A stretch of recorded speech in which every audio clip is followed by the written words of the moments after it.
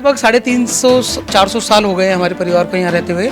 जैसे ही मैंने मकान को बनाना शुरू किया तो हमारे पड़ोसियों की नज़र, जो भूमाफिया थे, उनकी नज़र उस गली पर पड़ी और उन्होंने कहा जी किसी भी तरह से इस गली को कब्जा किया जाए।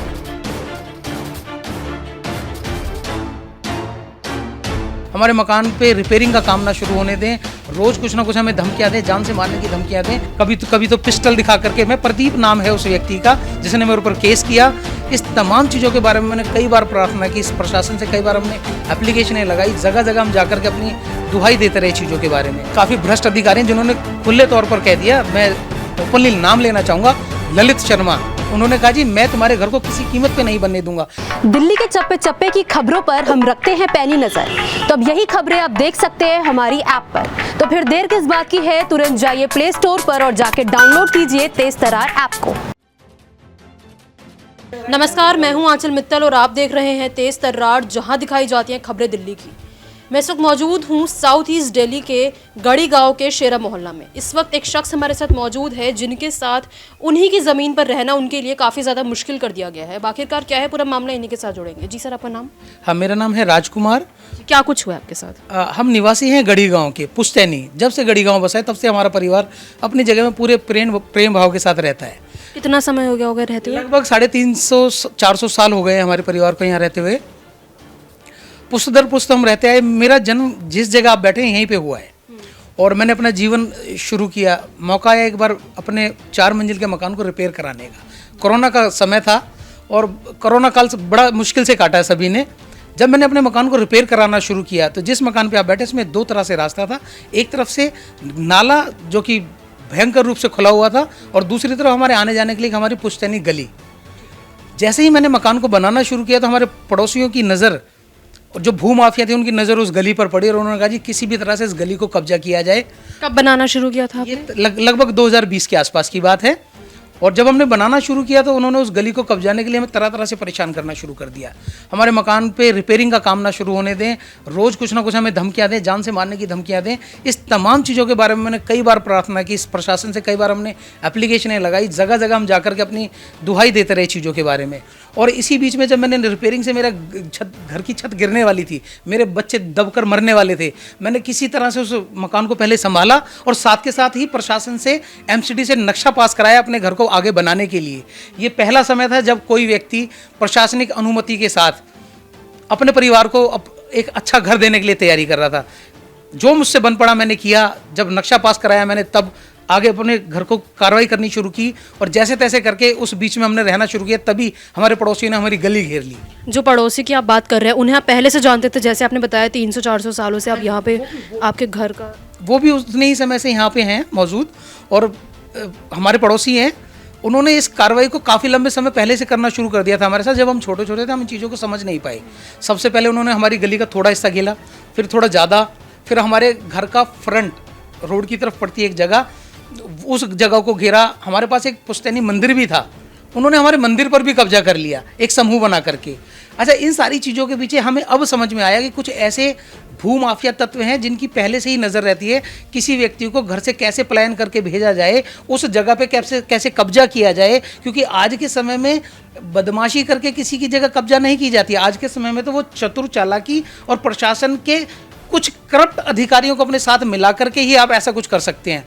तो उन्होंने दाव पेचों का इस्तेमाल किया।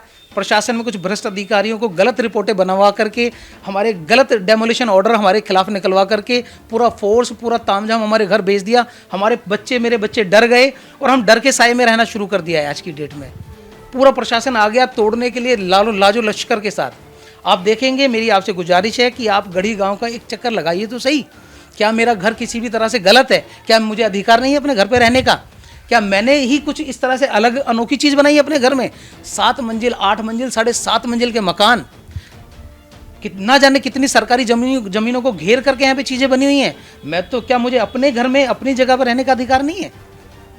बिजली मेरे नाम, पानी मेरे नाम, जैसा मुझे मेरे माता पिता ने रजिस्ट्री मुझे करके दी वो कानूनी पर्चे मेरे पास हैं और आज मेरे पास एमसीडी से नक्शा भी पास है। लेकिन कुछ कानूनी दाव पेच खेल करके भूमाफियाओं ने कुछ ऐसी प्रवृत्ति के लोग जो सिर्फ गिद्ध की नज़र रखते हैं इस तरह की प्रॉपर्टी को हथियाने के लिए, कि जैसे ही कोई अपने घर में कुछ काम कराए, अपने रिपेयरिंग का काम कराए या कुछ अपने आगे बढ़ने की कोशिश करे, उसकी ज़मीनों को उनसे छीन लिया जाए, उन्हें गांव से पलायन करने में मजबूर कर दिया जाए और वो सुनहरी चीज़ें आपके पास आ जाएँ।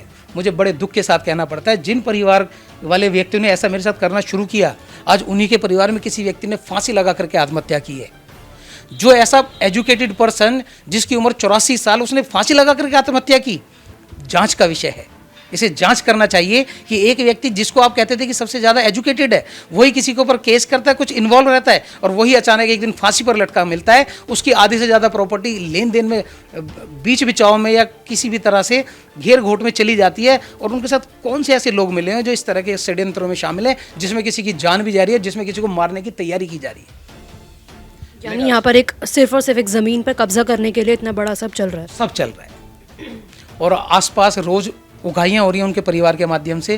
कहीं जो उनसे लग बनता है, आप देखिएगा अनऑथराइज रेहड़ियाँ, पटरियाँ, खोमचे वालों से पैसे लेना, और कभी कभी तो पिस्टल दिखा करके, कभी तो पिस्टल दिखा करके। मैं प्रदीप नाम है उस व्यक्ति का जिसने मेरे ऊपर केस किया, और जिनकी मैं बात कर रहा हूँ आज तो स्वर्गवासी हैं, mister Banwari Lal ji, educated person थे, और उनके मन में इतना षड्यंत्र पता नहीं कब से किस तरह से हमारे लिए, हम तो बड़े छोटे थे और ज़मीनों से उगाइयाँ और इस सब में लिप्त हैं। तो अभी फिलहाल आपका घर बन रहा है या रुक गई है कंस्ट्रक्शन? एमसीडी ने बोला कि ना तो आप घर बना सकते हैं और तो ना एमसीडी तोड़ेगी। कोर्ट के अंदर मैटर गया तो हम तो एक कोर्ट की ऐसी लड़ाई लड़ रहे हैं जो कोर्ट के कमरे में अलग लड़ाई होती है और वकीलों के कमरे में अलग होती है और गांव समाज में अलग लड़ाई होती है। हमें तो एक ऐसी लड़ाई में धकेल दिया गया है जिसमें कि ना तो हम रोजी रोटी कमा पा रहे हैं, ना अपने बच्चों की अच्छी परवरिश कर पा रहे हैं। तो अभी फिलहाल आपकी क्या मांग है? हाँ, मेरी मांग है कि मेरी जांच कराएं, निष्पक्ष जांच कराएं। अगर मैं गलत हूं तो मैं उस गलती के लिए आपके सामने हूं, लेकिन अगर मैं सही हूं तो मुझे मेरे परिवार को सुरक्षित तरीके से अपने घर को बना करके रहने में मेरी मदद करें। मेरे पास आज नक्शा है, मेरा नक्शा पास है, मेरे नक्शे के हिसाब से मैं अपने घर में रह पाऊँ, मैं अपने बच्चों की परवरिश कर पाऊँ। जैसा कि आपने बताया आपके घर की कंस्ट्रक्शन को भी रोक दिया गया है, तो अभी कब तक आपको लग रहा है कि वो स्टार्ट होगी वापस से? देखिए, मेरी काफ़ी भ्रष्ट अधिकारी हैं जिन्होंने खुले तौर पर कह दिया, मैं ओपनली नाम लेना चाहूँगा, ललित शर्मा जी यही थे। उन्होंने कहा जी मैं तुम्हारे घर को किसी कीमत पे नहीं बनने दूंगा। एक सरकारी अधिकारी किस वजह से किसी व्यक्ति से ऐसे बात कर सकता है कि मैं तेरे घर को बनने नहीं दूंगा? हो सकता है कानूनन कोई बात हो, कानून के तरीके से वो बात हो सकती है, लेकिन आप किसी के घर को बनने नहीं देंगे सरकारी तौर पे? कौन है वो लोग जिनके पीछे इस तरह की लॉबी काम करती है? उन्होंने सीधे तौर पर मुझसे कहा, उन्होंने कहा जी आप इस घर को बेच करके चले जाइए ना, कहीं और बस जाइए अपने बच्चों को लेकर के, जरूरी है इस जगह में रहना। एक सरकारी व्यक्ति इस तरह की बात करता है? तो देखिए फिलहाल हम राजकुमार जी के साथ जुड़े, उन्होंने हमें बताया किस तरीके से जब से उन्होंने अपने घर का रेनोवेशन का कार्य शुरू करवाया तब से ही उनके पड़ोसियों ने ही उनका रहना यहाँ पर मुश्किल कर दिया है। उनका जो है रेनोवेशन का काम भी अभी रोक दिया गया है क्योंकि वो ऑर्डर्स मिले हैं एमसीडी की तरफ से। इनका यही कहना है कि कुछ भी करके जो है इनकी घर का जो काम है वो शुरू हो ताकि वो बिल्कुल सुरक्षित तरीके से यहाँ पर अपने परिवार के साथ रह सके। हालांकि जो इस गाँव में है इनका परिवार करीबन 300-400 सालों से बसा हुआ है, लेकिन फिर भी जो इनके पड़ोसी हैं इनको रहना यहाँ पर इनके लिए मुश्किल कर दिया गया है। फिलहाल अब आप भी अपनी राय इस मामले में हमारे साथ कमेंट बॉक्स में जरूर दें। कैमरा पर्सन जगजीत सिंह के साथ मैं आंचल मित्तल। अगर आपको हमारी ये वीडियो पसंद आई हो तो इसे लाइक एंड शेयर करना बिल्कुल न भूलें। इसके साथ ही हमारे चैनल को जरूर सब्सक्राइब करें और हाँ, बेल आइकन भी जरूर दबाएं ताकि दिल्ली से जुड़ी तमाम खबरों की नोटिफिकेशन सबसे पहले आप तक पहुंचे।